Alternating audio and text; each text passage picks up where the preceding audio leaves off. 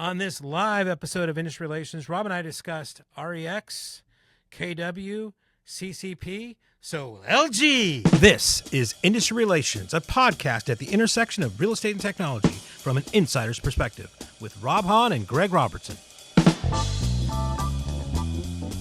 In today's tough real estate market, keeping buyers motivated and loyal is key. Now is the time to leverage the power of One Home by CoreLogic and the best-in-class data and client collaboration experience it brings. Seamlessly integrated into Matrix, One Home delivers unbeatable engagement and one of the highest customer satisfaction scores amongst the top 10 national real estate portals. More impressively, One Home leads the pack by keeping users coming back with the highest repeat visits. With One Home's invite-only access, agents can provide their clients a truly exceptional experience. Don't forget to remind your MLS members to try this great value-added benefit. If your MLS hasn't added One Home yet, please reach out to your CoreLogic rep. Thanks again to CoreLogic for sponsoring the Industry Relations podcast. Hello, everyone. Welcome to another episode of Industry Relations with Rob and Greg. This is your host, Notorious Rob, and as always, the amazing, fabulous Greg Robertson. Let's hear it for the man. You know, before we get started, because this is a live thing, I do want to make sure we give our props to CoreLogic, our sponsor of Industry Relations. Thank you so much for CoreLogic for sponsoring Industry Relations. And woohoo! Why don't you tell the stream, Greg, what's so awesome about CoreLogic? Why should everyone be well, they got this products? Thing called One Home, which interacts with their top MLS system, Matrix. It makes it easy for realtors to collaborate with their clients, and lots of cool stuff going on over there. So you should contact your local CoreLogic rep to find out more. Right. And if you were running an MLS today, is there any doubt that you would only be considering CoreLogic?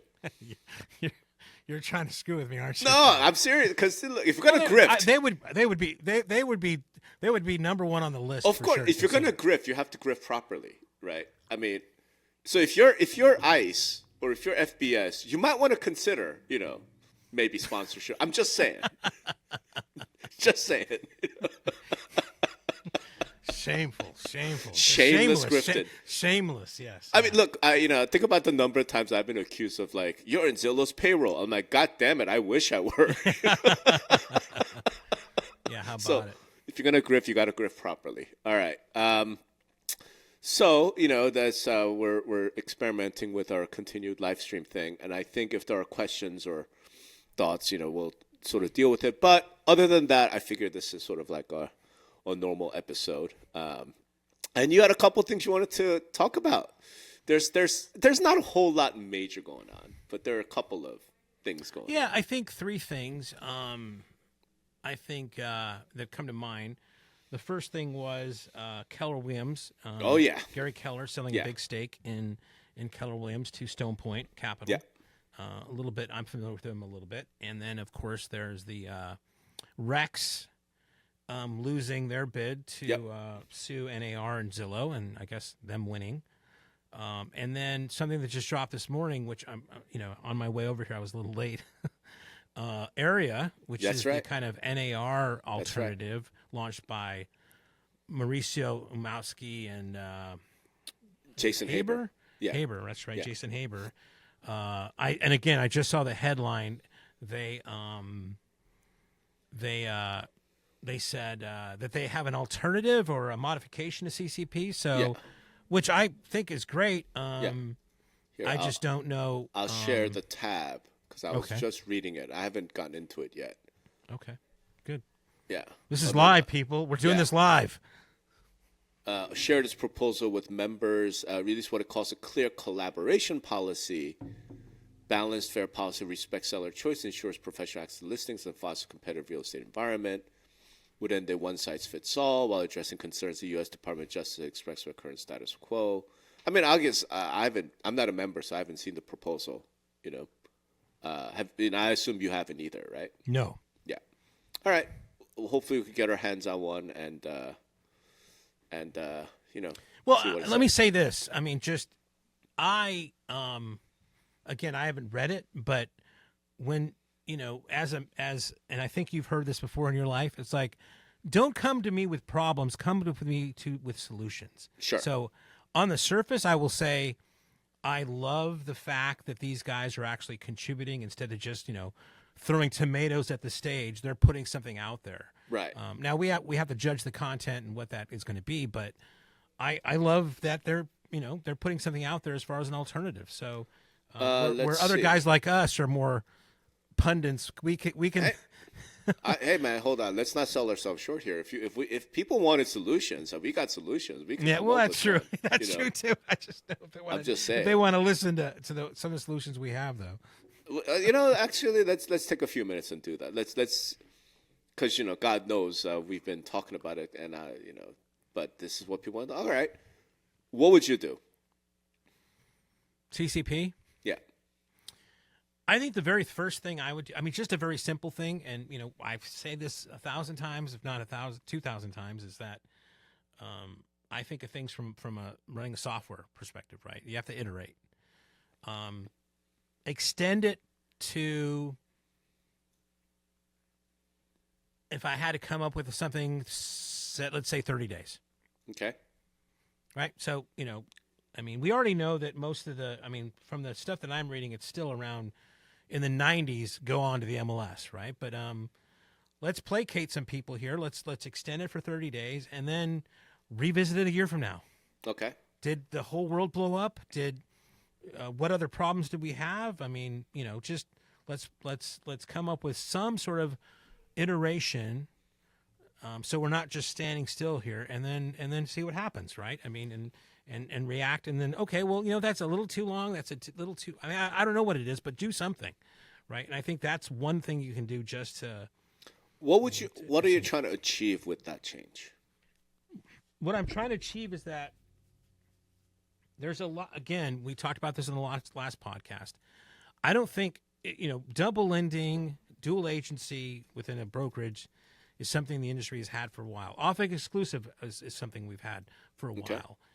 The problems that I have with the rhetoric that are going on now, especially with Mr. Refkin, is they seem to want to do all those things, but blow up the MLS system as we know it, trying to kind of like broaden that. And I think that's the difference. So let's throw these guys a bone by expanding the window, and let's see if that simmers things down a bit, right? If that kind of placates them a bit and gives them a little bit of a. There's another thing here too. Is like nobody wants to look like they're backing down either, right? Right. There's a lot of egos in this kind of thing, so it gives that a little bit of a let the steam out a little bit of the pressure that's mounting here. That's where I'm thinking of that we could accomplish. All right. What I think about is if you extend it to 30 days, I feel like that blows up the MLS. Well, we'll never know, right? And we'll never know unless we try something. And I don't know. I don't think 30 days is. Yeah, you're always bombastic about these things, but the death of the MLS is going to happen, because we extended it for 30 days. No, I don't think that's so. Crazy. Here's what I mean. So 14 days. 14 days. Okay. Maybe 14. In a weird right. way. I know what you're trying to achieve. You're trying to kind of throw a bone at the anti-CCP people, right? Yeah. We're claiming the bestseller choice is about pre-marketing. It's about the 3 phase strategy. All these things, right?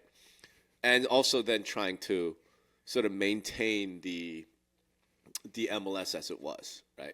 Which is the place where all the listings are, which is where everyone can go and find that information. I think so. Let's put it this way. So in a way, the timeline right now, clear cooperation, I think is 24 hours or 48 hours. I can't remember what the latest version is, right? So that's obviously not enough time, right? So it's gotten Compass and those people pissed off, right? If you make it 90 days, I think we would both agree. What's the point, right? If clear cooperation was like, okay, fine, you have to put it in, but it has to be within 90 days, right? Like it seems too long. I right? don't know, but it seems too long, right? Right. 30 days, it starts to feel that way for me because, like I said, to me, clear cooperation, all of this stuff comes down to two big issues. One is that there's no competition between and among MLSs, but that's a whole separate thing, right? That whatever you're suggesting doesn't address. The second one, though, is this is ultimately about recruiting, right? It's ultimately about big brokers being able to leverage their inventory, leverage their private networks to go recruit agents from other brokers, right? Say, hey, why are you with that 5-person mom and shop? Come join us with 30,000 people. Well, okay. I mean, right? I understand you think that, and I understand the reasons, but I mean, I'm not 1,000% on board with that analogy or that analysis, and I can Possibly. talk about that later if you want. But okay. Possibly. So if that's the case, then having anything over, like, I don't know, some minor, if it's 30 days, do you know what I mean? I could imagine if I'm Compass, I go to Joe Bob's, Realty, but they have a really top producer, I go to them like, hey, man, why are you losing out? If you come join us, you get 30 days of access to, whatever, all these listings, right? You get 30 days of being able to go tell your clients when you go to the listing, you have this advantage that these other guys in your little Joe Bob company can't provide because they only have 5 agents, things like that. Yeah, right? But again, I go back to that stat, and I forget where I read it, and maybe it was something Compass had said that 90% of the listings end up in the MLS. End up in the MLS. So that's right. So to me, that's kind of like, yeah, I mean, so I get access to some of these things, but they're mostly going to go back on the MLS. Right. That's right. So I don't know if that's such a big carrot for me. I think it's huge. Yeah, I mean, I know you think it's huge. I don't know if think it's about that big it. of a carrot. Think about it. Because hold on a second. Click this link and mute the live stream for the comments. Okay. Apparently there's commentary going on YouTube, but we're not seeing on the Riverside chat. All right. Well, Cole, if you could maybe monitor that and you want to copy and paste something, that'd be great. Over here, that'd be great. Okay. So what I was thinking was like, look, it's, how you're into VW, the old VW buses, right? Like, I don't know how competitive that is. Like, if one pops up, like if you want to buy one, right? Like, is it competitive? Like, I don't know how, is it just more sellers than buyers? I guess what I'm saying is if I'm a buyer and somebody says, hey, I can help you buy houses, but I have this, I can get you into sort of early look, right, for 30 days of things that are not on the market yet. That's huge, man. And then from a seller standpoint, if the listing agent comes in, let's face it, if it's competitive anyway, and here's the thing, you and I both know it's not really competitive, like most sellers interview one agent. But if they interview more than one, then it comes down a lot of times between like, what trinket do you have, right? Because you're close. You have something that the other guy doesn't have, right? Which is why like the QR codes and these like but again, it's like, yes, some properties, some VWs. If it was a, let's say a oval ragtop with special, special color or whatever, yeah, there's going to be, that's great to know about that. But the market for those types of listings, that type of vehicle, they're always very specific, right? So if I've got the whole thing, so I mean, if I'm an agent, so you're going to give me early access to like one of a kind listings, and every house really is one of a kind, right? It is and it isn't, but I mean, those again, a vast majority end up right back on the MLS. No, granted, you're telling like unless I'm like, let's say this, and maybe this is more of a Compass thing than anything else.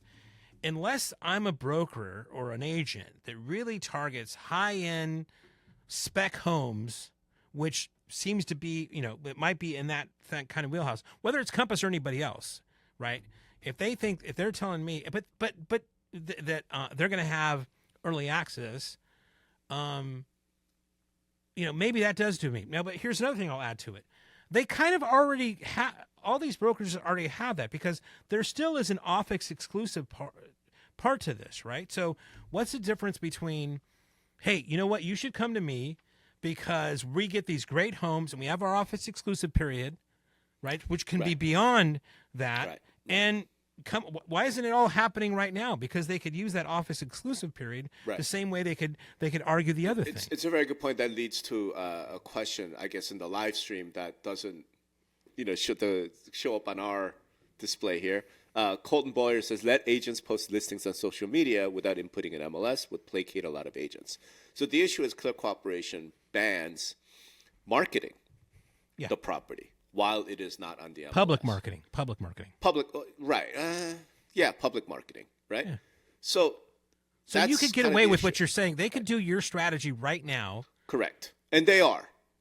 And has it caused the MLS to fucking fold? No. No, because the MLS doesn't allow it, right? But if you say you have 30 days, so everyone's going to hold exclusive 30 days and market it, right? Yeah, I don't know if everybody will. I mean, I'm not sure. Like, if I have a, if you're a little $500,000 home ranch Rambler and whatever, I want to put it out. No, absolutely, you would. Absolutely, you would, because you're making it seem like houses are I don't know, like cookie cutter widgets. Like, they're not. Every house is unique, right? Even in the most cookie cutter subdivision, every house is slightly unique. You know what I mean? Like, where you are on the street, whatever. Like, houses are not commodities, right? So there's only one. The idea that I'm gonna get first dibs on it, I'm gonna get early access, is pretty goddamn big, dude. Well, but they have that now. I mean, office exclusive, right? That's not what Clear Cooperation is. I mean, they can do your strategy now. Yeah, yes, you can. But they don't want to market it. The whole thing is that I am the only one that knows about this. Correct. They want to market it, so you have to come to me. Yeah. That's the kicker, right? So if you're if you're a buyer agent in that thing, that kind of public access is exactly what you don't want, right? You just want them to keep it so I can get it before everybody else knows about it. I get to be the agent. Yeah. No, of course, but how are you going to get it? How is a buyer supposed to know that? How am I even getting to talk to the buyer? Because it's been listed by one of your sellers that tells you about it, right? In your office. Right. That's what I thought you're saying. That you're part of. Yeah. Yeah. Which is during that office exclusive time, right? That has nothing to do with it being publicly marketed. Yeah. So maybe it just comes down to it has to be able to get to Zillow and Homes and Realtor. Well, okay, but I mean, for what you were describing as your strategy, they can do today, right? It doesn't have anything to do with CCP. Can they do today? Office exclusive. I mean, that's in fact, putting it public is you're right. is. Yeah. It's just that there's some certain types of marketing is going to get them in trouble, right? Again, they don't want marketing. They want the listing themselves, Greg, right? Of course they want marketing. They want marketing because they want to get all the buyers in. They want to get all, you know what I mean? They want to have an advantage. Let's put it this way. Here's why I know you're wrong, okay? Because if the current Clear Cooperation policy did allow all of that, then why is Refkin making such a big deal out of it? Why is Howard Hanna making such a big deal out of it? Why are the opponents making such a big deal out of it, right? Well, I think two things. Number one is the office exclusive strategy, right? What they have right now works for recruiting and some other kind of things. So that handles that. What Refkin is kind of wants is they want some sort of listing inventory differentiation from everybody else, right? That's what CCP is. It's not. Right. It's not a recruiting thing at all. I think you're barking up the wrong tree with that. What they want to do is be able to say to any buyer out there, we have this exclusive inventory that nobody else has. That's where he wants to do, right? Right. It's different from than a recruiting strategy. Why would Compass be so hot to trot about that? About having more listings or differentiation. So we have all this different exclusive inventory, so they could double in more deals. That's it. Well, I think that is one reason. The other one is that they would differentiate themselves from their competition, right? Differentiate if you go to them, to whom? To the public. But that's not Compass's customer. Compass's customer is the agent. Well, yeah, but I mean, they're still selling homes to consumers, right? But that's my point. They're not selling homes to consumers. Their agents are selling homes to consumers. And every brokerage, their customer is the agent. Right. So if they double in the deal, they get a small split. But their splits are so jacked up, tiny anyway. Who cares? It's a tiny little What every broker wants to do is recruit more agents and keep more agents. Well, I mean, he could use. Let me just think this out. So, he could use that thing of saying to agents, right? That's my point. We have differentiated inventory. So once we'll attract more buyers because we have a differentiated inventory, right? He could say it that way. That I understand. But as far as what you were saying about keeping it double-ended, they can kind of do that now if they want to keep it in the house and not publicly do it. I think it would make it a lot easier because basically what they want to be able to do is market on social media, market it on Zillow, and let the consumers know we have exclusive inventory. Right. And that's what people are like, no. Right. That's what the fight is over. Right. So, okay, I'll just mention it because, I don't know. There's a second aspect as I'll move on from it. I think all of the proposals haven't dealt with, because they say, well, this will deal with the Department of Justice. Like, no, actually what you need to deal with is the fact that the DOJ is concerned about lack of competition between MLSs. Right. So whatever policy, if you want to keep something like this around, then you have to create something that just says, fine, we're going to have open competition between MLSs, right? So what's interesting real about competition, you're saying, right? What's that? I guess you would say real competition because Real MLS competition, will tell you they're in competition with a lot of MLSs around them. I mean, if you think about the structure of the industry, it's kind of interesting, right? If you're a consumer, right, you have thousands, right, of agents that you could go with. Right. You have almost infinite choice of agents that you could use. If you're an agent, you have hundreds of brokers that you could decide to go with. You could go with a big guy, you could go with companies, you could go with the mom and pop. You have so many different business models, right? You have the commission split, the flat fee model, all these different caps, right? But if you are looking for an MLS, you have one. And no one wants to can we deal with that? Imagine if there were 3 MLSs, 4 MLSs in a market area. Right. Sure, but again, imagine if there was 4 water companies. Imagine if there was 4. I mean, there are certain monopolies, right? That that are allowed to exist, right? That's right. Because of the greater good that they do.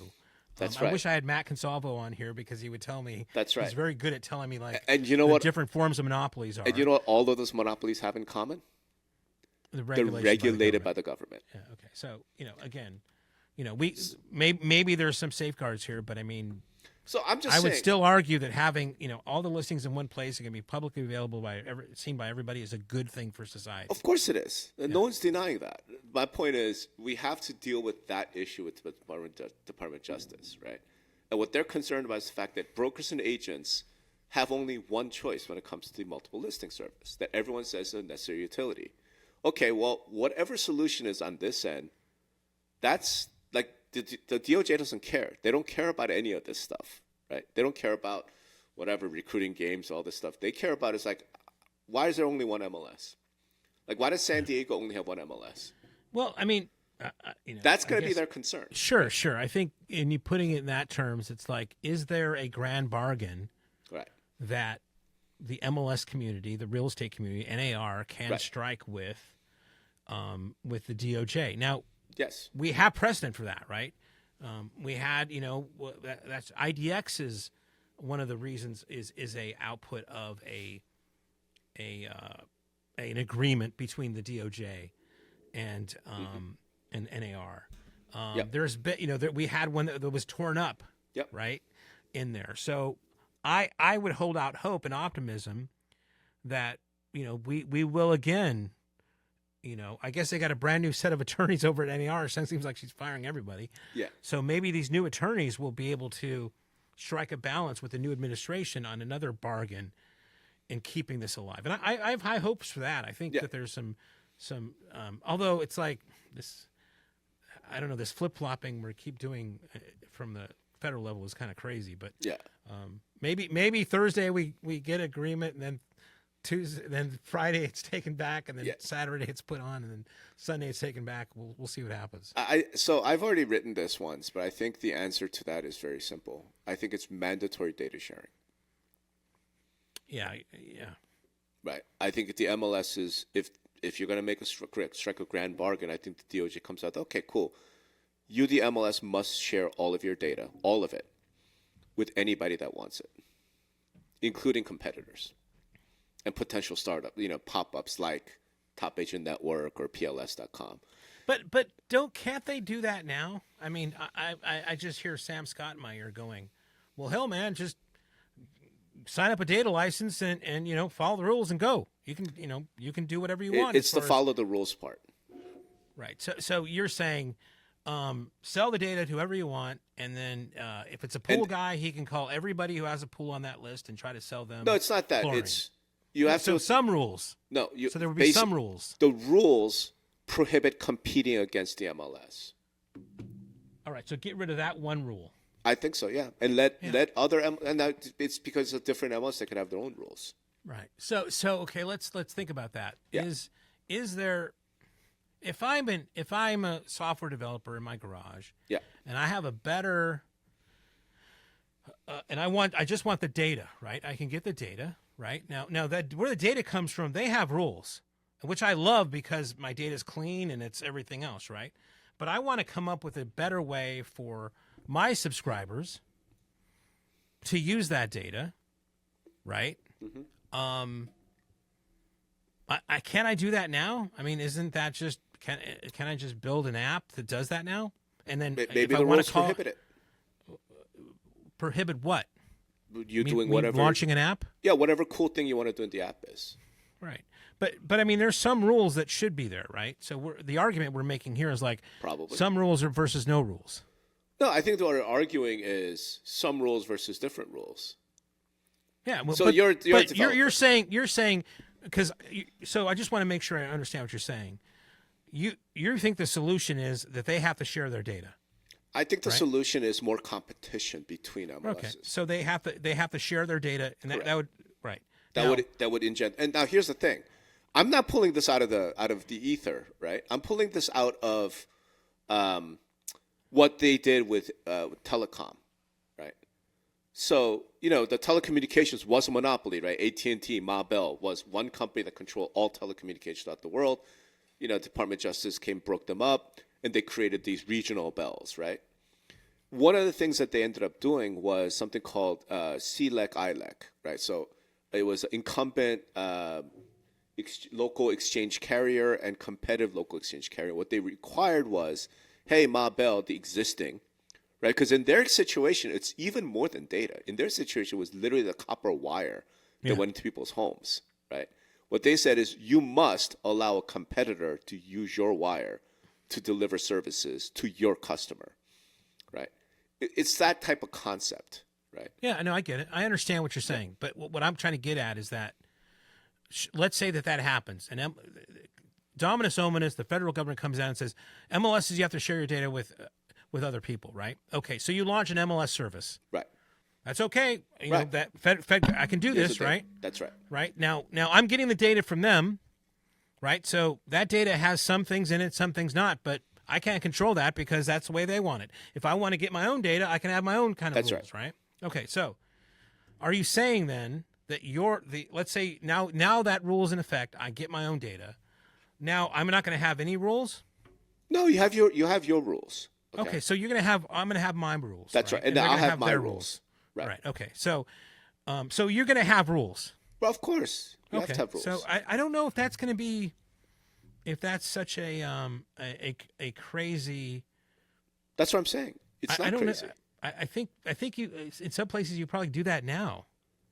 Now maybe you can't call yourself an MLS, but you can call yourself a. So name a market where there's competing multiple MLS other than Atlanta. Well, again, maybe they're doing it because they know that they can't compete, right? They have to build an infrastructure and do whatever else. I mean, there's markets that I don't want to build CRM software. Sure, I get right? it. Not because there's a monopoly, but because that's a fucking hard market to get into. But if I want a CRM, there's like at least five I could think of off the top of my head I could go buy CRM from. Yeah, and none of them are doing that well, man. I mean, but still, if I want MLS, like how many companies can I go buy that from? I'm an agent. I go get my license tomorrow. No, I mean, right? if that's a grand bargain, they can say you have That's to give this guy an MLS feed, and you're going to go out there, and now you have to pitch your differentiation to the brokers and agents. Have at it. But I mean, it's going to be very difficult to do that, I think. Matthew says Triangle, MLS, and Canopy. I don't know the details of that. So if I'm an agent in Charlotte, good call out. I get picked between both of them. I just don't know the answer, and I get the same data whoever I belong to. Well, no, I think he's saying they compete against each other. Well, that's what I mean. So I'm bringing up the situation really of I'm an agent. I go get my license, right? And I say, okay, you know what do I need in order to start my practice? I need to get a broker. There's like a gazillion brokers trying to recruit me, and I can pick and choose, and they compete, and right? So I pick the one that I like, right? If I don't like them, I can switch, right? I join one, and say, the culture doesn't fit, I can move, right? CRM system, I need a CRM software. Oh, I could go to Lone Wolf, I could go to whatever. Pick one, right? Based on the price, whatever it is. And if I don't like it, if I say, I'm going to upgrade or I'm going to downgrade, whatever, like I can do that, right? I say, I need MLS access. I have one choice. Right. One. And in a lot of cases, it's one choice controlled by a local realtor association that says, oh, you want the MLS, you got to join us. And then because you joined us, you have to join the state association and the NAR. And by the way, not every MLS has that, but yeah, I understand. But you know what I mean? Like that's the issue. So I'm saying like, to me, it's just as an agent, I think what the Department of Justice wants to see, and we've never had this before, right? They've been going after rules that discriminate against like internet brokerage versus brick brokerage, et cetera. I think the grand bargain is going to have to involve, as an agent, I should have multiple choices for MLS. That's all I'm saying, right? And that is not possible today because there's no mandatory data sharing, or if there's data sharing, it comes with strings attached to rules, right? That, I think, will be some sort of grand bargain to get rid of what the Department of Justice has a heartburn over. And that's the issue, because the dialogue in the industry has been so much around Compass wants to double-end deals, the MLS, whatever, about consumer, they deserve. I'm like, no, that's all true. I'm 100% with you. The issue is the Department of Justice doesn't care about that. What they care about is, as an agent, how many choices do I have for MLS service? And the answer is one in most of the country. And that is what they're having a problem with. So it's like, okay, once you get that, then what's the solution? The solution has to be enable more competition between MLSs, right? And I haven't seen that yet. So that would be my solution if I were advocating something. I mean, you've seen it, but not in a lot of places. Right. If I were advocating, like, okay, whatever comes out of this change to clear cooperation policy, a part of that, if you don't want the Department of Justice coming after you, has to be total mandatory sharing to encourage competition. And I happen to think that'll be really good for MLSs because competition makes everyone better, right? Like, imagine if there's only one CRM. Like, holy crap, it would be so bad. So that, anyway, so let's hopefully that. Yeah, I mean, again, you're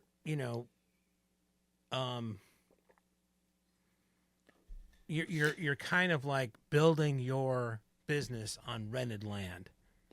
Right? Sure. In a sense. Sure. Right? Which is CLEC, ILEC, right? They fought it. I'm curious, like, because we are a live stream, like, how many people would want more than one choice for MLS? Well, I think it would probably depend on what's different. I mean, an MLS is more than just data, is one of our things said, right? Of course. But what is going to cause me as an agent or broker, because a lot of times the broker makes the choice. Of course. Right?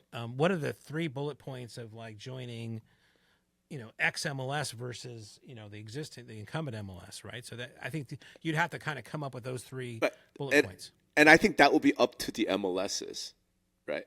Just like, Verizon Wireless versus AT&T versus whatever, right? They all pitch something. I know at the end of the day I'm getting cell phone service. It's like, okay, you're going to compete on price, you're going to compete on features, you're going to compete on phones. Like, that's up to the MLS to come up with, right? I'm just asking our audience, like, would you want more than one choice? I think the answer is going to be overwhelmingly yes, Because who doesn't want one choice, more choice? I mean, I don't know. Don't you? I don't, do I need another water service? Do I want a choice in water services? Well, I mean, I get the water, I turn it on, it hasn't killed me. So here's what's interesting. Texas has check this out. Texas has a deregulated electricity market. So if you're in Texas, you can pick. That's the market where it gets freezing and everybody goes down. Oh, yeah. But you get a choice, right? You can pick your utility. And, they need to amp up their grid a little bit there. So why haven't other states done that? That's a good question. I don't know. You could say who knows. But utilities, one of the classic trade-offs, you're going to have a utility like that, then you need to be controlled by the government. Right? You need to be responsive to the voters. And I think we can argue MLS is not responsive to voters. So if that would be the other way, right? Say, okay, fine, just go work for the government. Effectively, get completely regulated by the government the way mortgage brokers are, and then you could have a monopoly. Right? Right. But I don't think that's the direction anybody wants to go in. Certainly not me as a anarcho-capitalist libertarian. So, all right, what else do we have in the news here we want to talk about? You mentioned Rex. So yeah, you wrote something about this. I wrote something about this. I did. Like I said, I mean the Rex thing. Hold on, DMV. So we're missing some comments here. Member only MLS offers me nothing. All right. Yeah. I mean, we'll deal with some of that. The only comment I had about the Rex thing is Rex lost. I mean, as far as I can tell, that's over. It's slapdown. Yeah. Unless somehow the Supreme Court's going to grant cert, I don't see them doing that in this case. They might, because the Department of Justice came up with this very complicated theory, right?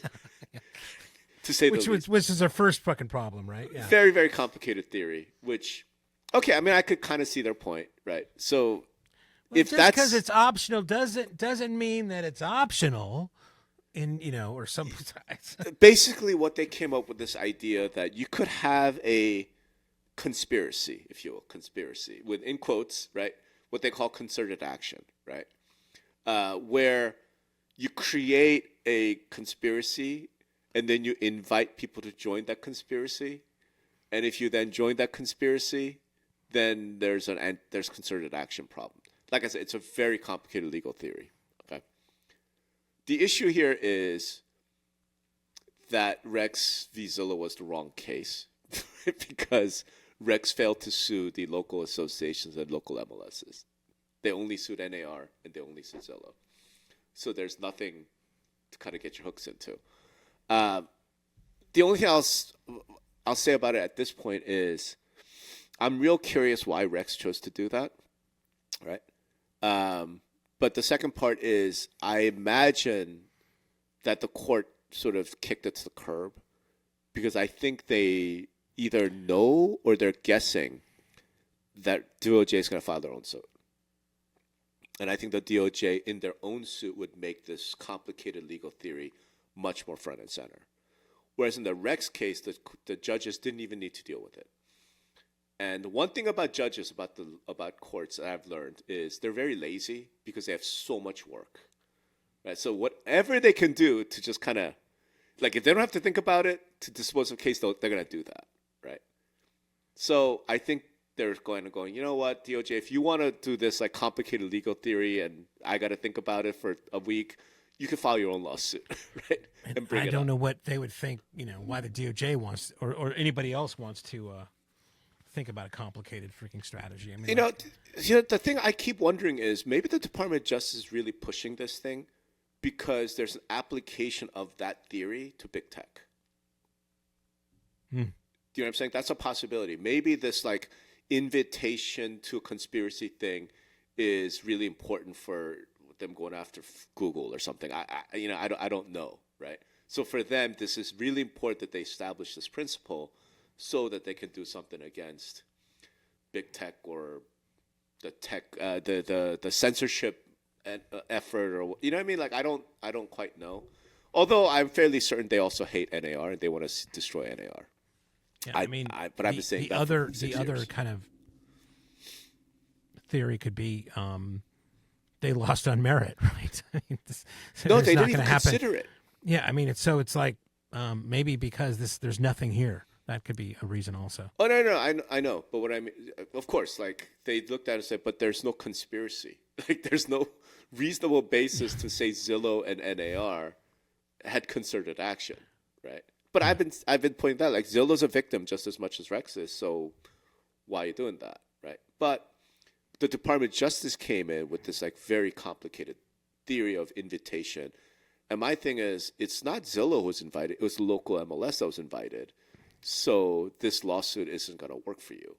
When the DOJ brings a lawsuit, right, it'll be like the conspiracy is that the local MLS, local associations were invited into this thing. Do you think Rex Zillow, continues on this, or I don't know how they can.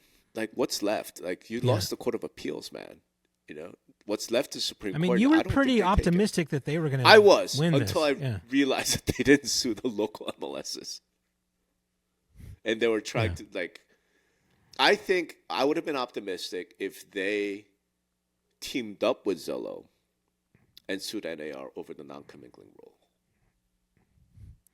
Yeah, well, I mean, Zillow's made some stupid lawsuits, but that'd be pretty fucking stupid. I think why would that be stupid? I think that actually makes perfect sense. I think that would have been. They're kind of biting the hand that feeds them in a way, right? Not really. I don't know if MLSs are sitting there going like, "We love the non-commingling rule." Right. I think. Yeah, again, commingling rule along with CCP going away is like the seventh seal is broken there, buddy. But is it why? What do you think the impact is? Well, we talked about this before, but I mean, let's say you can commingle, right? And CCP goes away. Well, Compass or whoever cuts a direct deal with Homes.com. They're all in the same feed, and all the leads go to that agent, right? Same thing happens at Zillow, except that maybe there's some proclivity to they can still sell the lead to other agents. I don't know. Depends on what kind of deal they do. Right. So if you make it too easy for them to market their listings via these public portals, yeah, that could be a problem. What's the problem that you see happening, though? That's what I'm trying to get at. Now you have you have a main line into the portals that's not on a separate tab or anything else. Okay. So it's going to be, as if it's a, and this is what Werzer and other people talked about. This is going to be, it's seeming like it's legit because of its proximity to MLS listings, right? Okay. And that's a problem. Why? I'm still failing to see the problem. Like, if I'm a consumer, I go to Zillow. To me, it's like, if we're going in the context of like the MLS, right? So if they got a mainline thing to the portals that are commingled with other listings, then why go on the MLS at some point, right? Okay.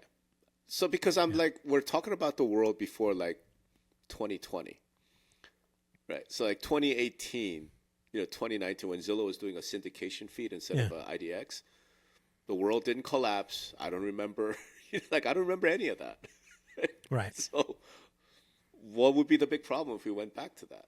Right. Well, I think, that's a little bit different. I mean, I'm not sure exactly what kind of participation they got from everybody, because they were getting a feed from ListHub and some other things. I'm not they sure were taking broker feeds. They were taking broker feeds, but they weren't getting all of them, right? So they had to get another feed from ListHub to kind of fill in the market. When they went with all MLSs, or they went to MLSs and got an MLS feed, but they were Yeah. also taking broker feeds, right? Right.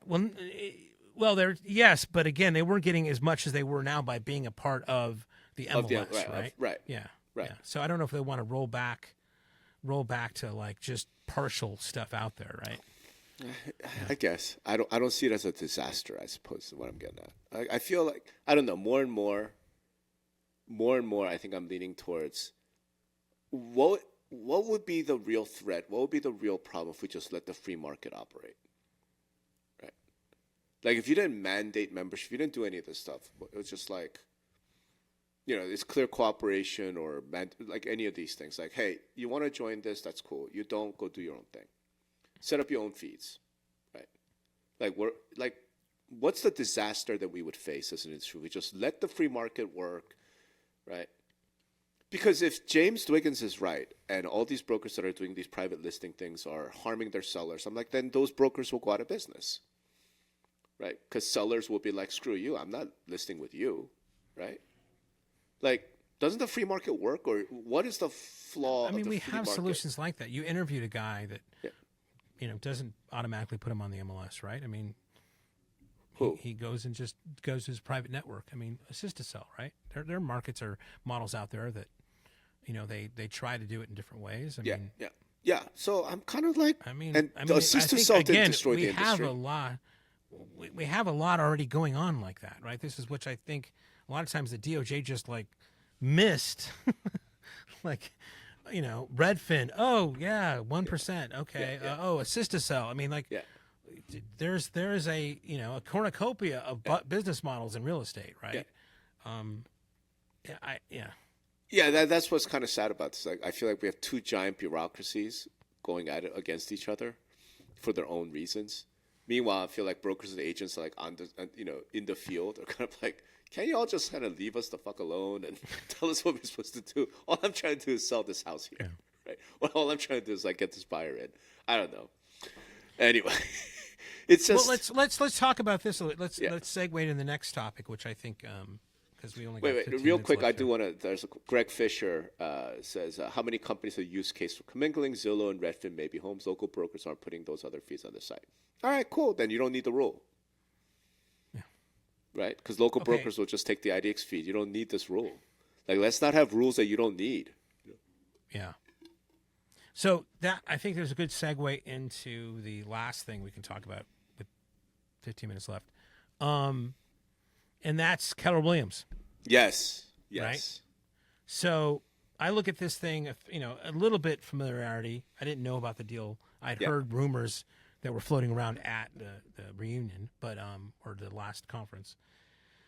So for those who've been sleeping under a rock, Gary Keller sold a stake of Keller Williams to a private equity company, Stone Point Capital. Right. Stone Point Capital also partially owns CoreLogic, along with another PE company called Insight Ventures. Stone Point Capital also owns Lone Wolf. That's right. Which is the company that bought my company, W&R Studios, and Cloud CMA and the Cloud Agent Suite, right? So, reading the comments in the Inman article are kind of hilarious. Like, oh, what are they going to do with all this money? Well, the money that he sold it for is going into his pocket. That's what Gary Keller's going to buy a lot more vintage guitars is what he's going to do, as if he needed the money anyway. So, I mean, that's hilarious. The second thing is that it's, it is not a job, and I've been clarified by a couple people about. I wrote about, and I think we talked about this too, where the success of Keller Williams to me seems to be about their culture. They've had a unique culture that have really driven them. In fact, I think Mo, one of their presidents of the Mirror League, used to say, "It's not a cult, it's culture." Right? That's that. They used to say that, right? Now it isn't the job of any private equity firm to instill culture, right? They're a financial instrument, right? But I would say, though, if they've gone to the public markets, right? There's a way of structuring deals in the public markets where the owner still has a lot of control and therefore can still keep that culture going. And it's unfortunate because they were Keller was on the path of going public. They hired a CEO that had that experience. They talked about that a lot. Right. But man, they missed that window. They've had rotating problems legally with sexual assault allegations, some things about like the FCC as far as like texting and auto robo dialing, human resources issues, and a revolving door of that CEO and president position has been going on, and he missed the window. There's no way they're going to go public now. No. But that's a nice thing about private equity. Private equity serves a purpose, right? If they serve a purpose if there's no public market, they can kind of step in here, right? It seems to me that somebody's putting here in the chat that Keller Williams is a technology company. Yeah, we remember that too. Right? Well, I do Again, remember that. another misstep along the way here. Not to say that they've had tremendous success. Yeah. But what I will say is this. Yeah. I think it's an optimistic thing for the industry that Stone Point bought Keller Williams, because you're not buying a real estate brokerage, a national real estate brokerage, if you don't think that things are going to kind of play out the same way they've been playing out for years, right? This is not they're not putting money on disruption. They're not putting money on that this whole thing's going to blow up. They're putting a lot of money saying this is going to stay the same. Even if I would say to the naysayers, well, they're double downing, Greg. They bought CoreLogic, they bought Lone Wolf. Of course, they have to kind of like keep on doing this because they've made other investments, right? So that's the first thing. I think it's an optimistic thing. Second take, and then I'll let you talk. I think Stone Point and their operators, let's say like, Jimmy Kelly at Lone Wolf and, some others over at CoreLogic, what I think has separated them as a private equity firm is they've made a lot of great acquisitions, right? When I look at some of the other private equity firms, the companies and products they bought were, to me, also rans. But if you look at some of the products under the Stone Point portfolio, you're talking about Zip Forms, you're talking about Instanet, you're talking about you're talking about Zip Forms, Cloud CMA. You're talking about Cloud CMA, right? You're talking CoreLogic, about Broker our Metrics, sponsor. CoreLogic, our sponsor. Best of the best. I think, again, I think Keller Williams, pretty good fucking brand, right? So I think, again, I think it's a smart play too. And I'll shut up now. No, so when we chat about this briefly, the thing I keep wondering is, I get why Gary did what he did. Okay. And yeah, you're right. I mean, we don't know what they bought, but I don't feel like, and who they bought it. I don't know if it was like extra shares that was spun out, or if Gary took his personal stake and sold that. Yeah, we don't know the deal structure. Okay. They say that he's going to keep going, right? So that's right. But we know he's not quitting. We know he's still in. He's still very much Gary. He's still very much in charge. Thing I wonder about though is like, okay. And maybe you know more if there are things you can't talk about because you're too close, like just say so. But as a general matter, private equity firms are not in the let's reward entrepreneurs business. That's not their goal, right? Their goal is let's take $10 million and turn it into $50 million. Like they're in the money-making business. Okay. Yeah. With Lone Wolf, with CoreLogic, there's like a path. I can see, okay. Yeah. Maybe Lone Wolf has great product, great things, but what they need is additional capital, and then we're going to hire great engineers. And with CoreLogic, we have this, and if we bring in our additional whatever, like here's what we can do. I'm wondering what that is for Keller Williams. Oh, I know exactly. What is it? I mean, my guess, right? Okay, so, yes, you're right. So private equity, what do? Is they buy something, they do something better, and they sell it for more to somebody else. Right. Okay. Right. Or they somehow restructure to make more money somewhere else. That's right. Okay. So let's look at CoreLogic. Even though they're only partners in that, but I think with the other private equity firm Insight, they bought CoreLogic, took it private. Right. I almost can guarantee this. What they're going to do with that, or what they've been doing, is they're going to right the ship or do some things there, and they're going to make it better. They're going to rename it, and they're going to put it right back out into the public markets and make a shit ton of money. Right now's not the time, right? Hold on. Time out. Okay. Time out. When you say make it better, though, right? Public markets, what they care about are two things, if you will, more or less. They care about revenue growth, and they care about profitability. Yeah. So in the case of CoreLogic, they bought it. I don't know the financial CoreLogic off the top of my head, but let's say CoreLogic was doing $100 million a year in revenue and dropping $10 million to the bottom line, right? Then Stone Point comes in and says, hey, this is a great company. We see a lot of potential. We're going to inject some capital, and we can now 3x the revenue because their product is going to be so much more compelling. You know, we'll ramp up the sales channel, whatever it is. They're going to make 3 times as much money. And they're also going to improve their margins. Something like that, right? There has to be a story. I think what they're good at is you got to think of a private equity as kind of like a privatized Doge, right? They are really good at getting the EBITDA going. Sure, right. That is how everybody's focused is getting that going. I agree. Now, okay. Yeah, what does that look like when applied to a brand? That's what I'm getting at. I understand what it looks like when it's applied to tech company. All right, so let me finish my thought here. Yeah. I'm going to answer it.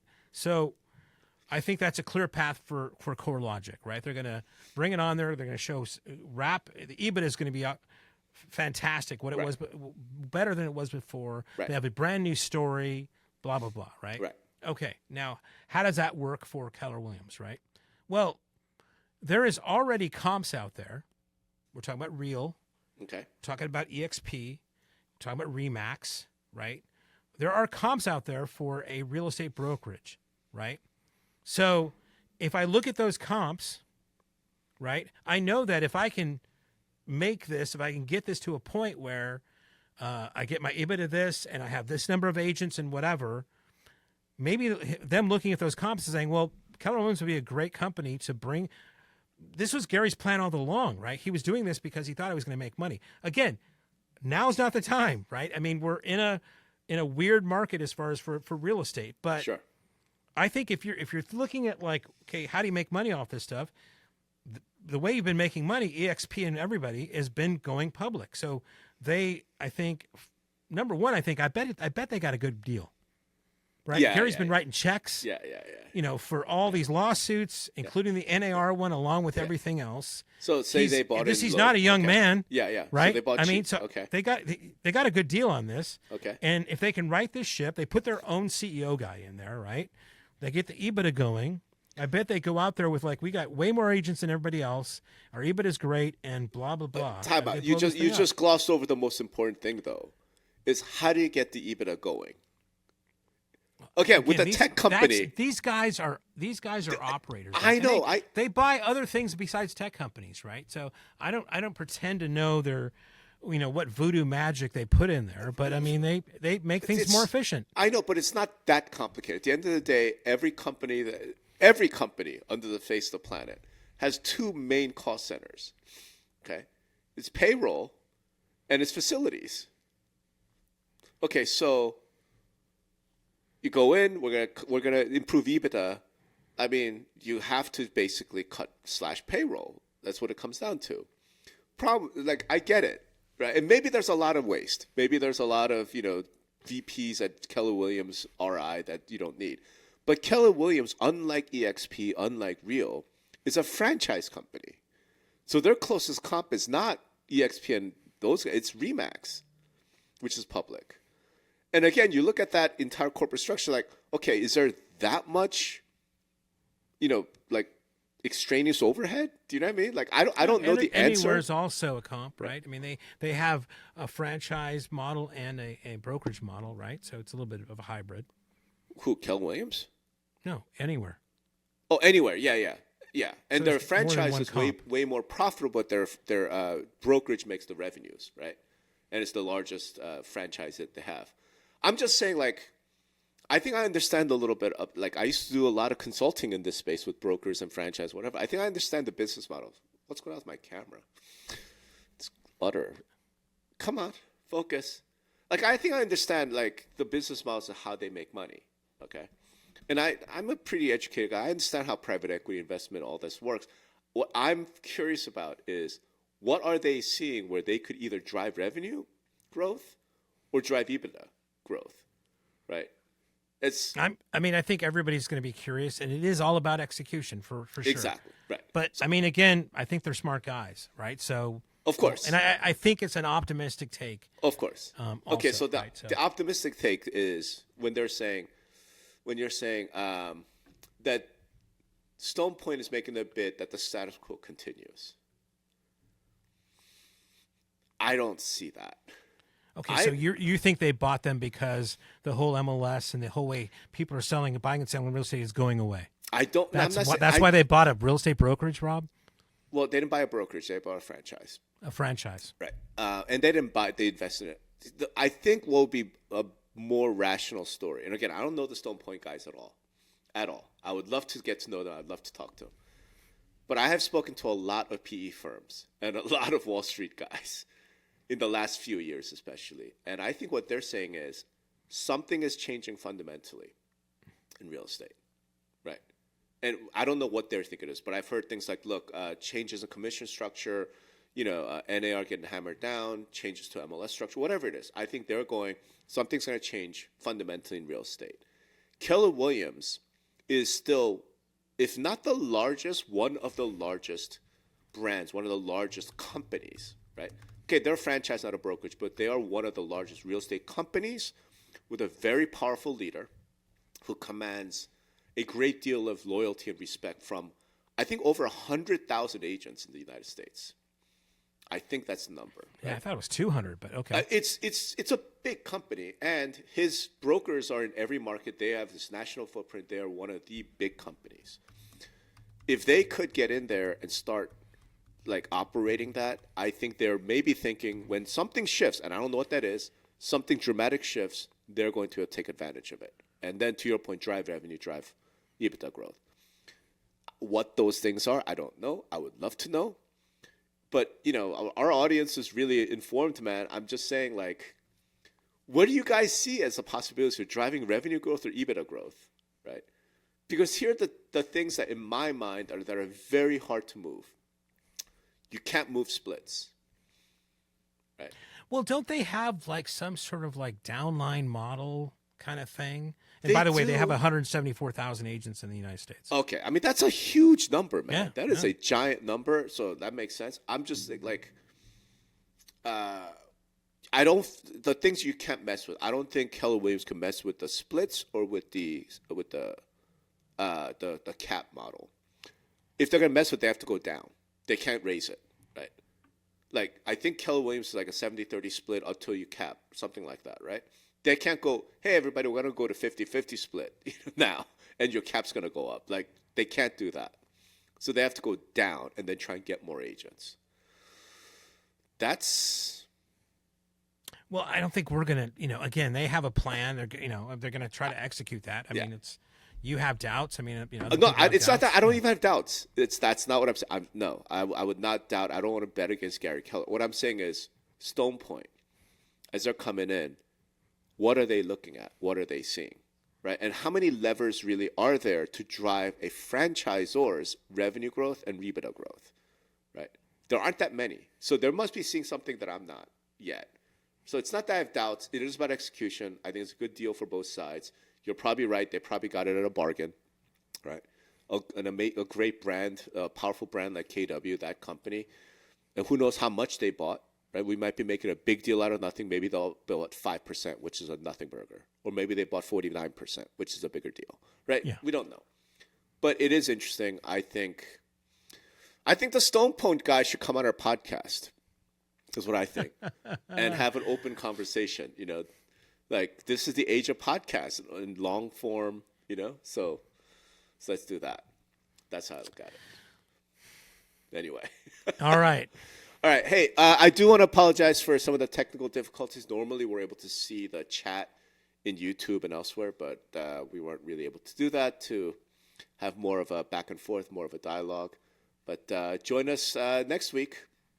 Not next week, next month. I think we're going to do this the first Friday of every month. First Friday of every month, that's right, for live. So join us in April, first Friday in April for the next live stream. In the meantime, if you have any questions, you have any comments, you have any topics you would like us to talk about, let us know. And appreciate y'all for coming. And for our regular podcast listeners, thanks for hanging with us. Thanks, everybody. All right. Ciao.